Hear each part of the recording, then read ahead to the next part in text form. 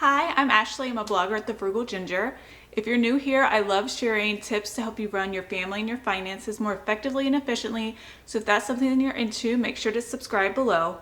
Today I'm going to show you one of my favorite slow cooker recipes. It's the Southern style slow cooker mac and cheese. I make this all the time for my family. We love making it for holiday dinners and potlucks. It's so simple to make. I'm telling you, it's really hard to mess up this recipe. You basically just cook the noodles, shred the cheese, and dump all the ingredients in the slow cooker, set it and forget it. So I wanted to show you really quick how to make this delicious, gooey, cheesy mac and cheese that you don't have to sit and watch. You just set and forget. So let me show you exactly what you're gonna need for this recipe.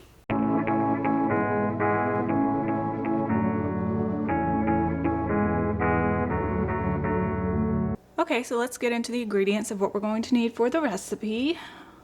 You're going to need 10 ounces of macaroni. Now this is a 16-ounce box. They don't sell 10 ounces of macaroni where I am. So what I do is just kind of eyeball it. I'll probably put about from here up and cook that. You do want to cook this before you put it into the slow cooker. If you're worried about mushy noodles, you can always just cook them about 75% of the way and then let them continue to cook in the slow cooker. But I will cook mine all the way and I've never had a problem with them being mushy. But if you're concerned about that, that's just something that you can do. You're also going to need some regular ground pepper and some salt. I usually put about 1/8 of a teaspoon of each one, but you can put however much or little you want, just depending on your taste. You'll also need some regular paprika to sprinkle on top. We're also going to need a 12-ounce can of evaporated milk. We will also need 1.5 cups of regular milk, and we'll get that out of the fridge when it's time to put it in. You're going to need 2 eggs, and these will be beaten before we put them in the slow cooker. You're going to need 1/4 cup of regular butter, and we are going to melt this before we put it into the slow cooker. You're also going to need some sharp cheddar cheese. The recipe calls for 16 ounces of cheese, so these are 8-ounce blocks. You'll need 2 of these. I like using the blocks and just shredding them myself. For some reason, it always comes out a little bit better, and it's just more gooier of a macaroni and cheese. If you want to buy the pre-shredded cheese, you can, but it always seems to turn out better when I shred the cheese myself. I don't know why. And lastly, you're going to need just some regular cooking spray. Just spray around the slow cooker to make cleanup a little bit easier. You can use the slow cooker liners if you have them. If not, just spray a little bit this around. Now I'm going to cook the noodles and I'm going to shred the cheese, and then we'll move on to the next step. Okay, so we have our noodles cooked. I got my cheese shredded. And I do want to mention that once you cook your noodles, you have to let them cool all the way. It's very important.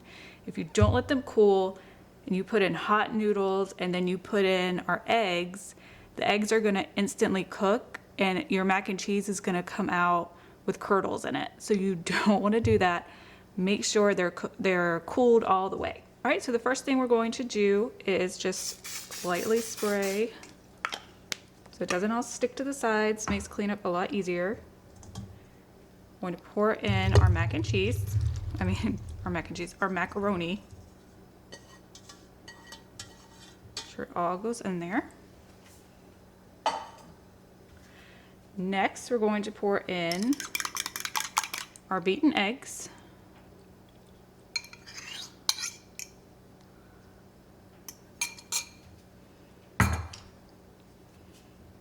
Then our can of evaporated milk. Make sure you shake the can well and then pour it in. But I already did that before I opened it because otherwise that would be a mess. Next, we're going to add 1.5 cups of just regular milk.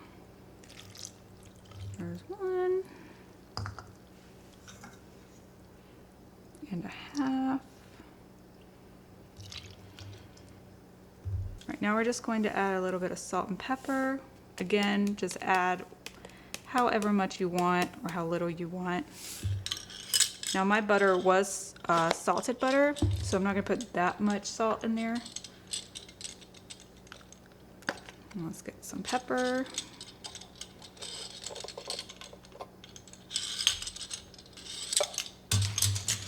You can also add other spices to it, like onion powder or garlic powder, or even chili powder if you want to give it a little bit of a kick, but that's completely up to you. This is just the basic recipe. Then we're going to pour in our melted butter.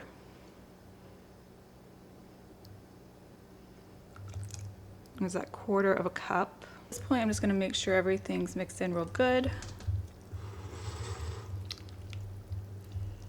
Now we're going to put in all the cheese except for about 1/2 cup. We're going to leave that to put on top. So you can kind of just eyeball that. Just want to mix all of that in really good. I like to kind of push it down toward the bottom so that the cheese will get at the bottom, in the middle, because you're going to have that extra cheese to put on top anyway. Mix together, and then we're just going to take the rest of the remaining cheese and sprinkle it over the top.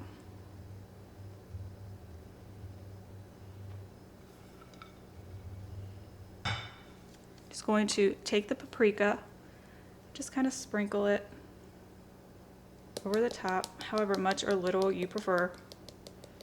I like the color that it gives it, so I give it a little bit more.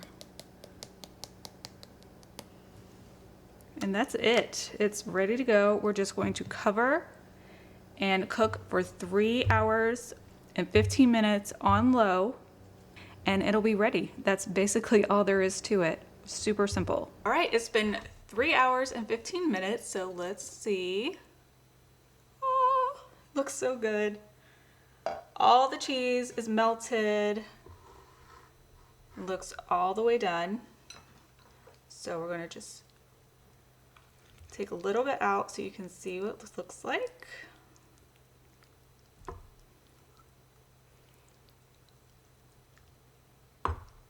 Yeah. All right, so there you go. That's it. That's the finished product. And it's so good. It smells so good. I wish you guys could be able to smell through the TV. But that's it, and I hope you guys like it. So the macaroni and cheese came out perfect. It's delicious. It's cheesy. It serves about 8 to 10 people if you're eating it as a side dish. I know some people like to eat it as a full meal, so you might be able to feed 4 or 5 people with it. But my family eats it as a side dish, and we always have plenty of leftovers. And like I said before, you can always add other spices to it if you want. It's just a really nice base kind of macaroni and cheese recipe. Add things to it, make it your own if you want to. But that's it. It's just a really short, simple recipe that anyone can do. I hope that you enjoy it, and I will see you next time.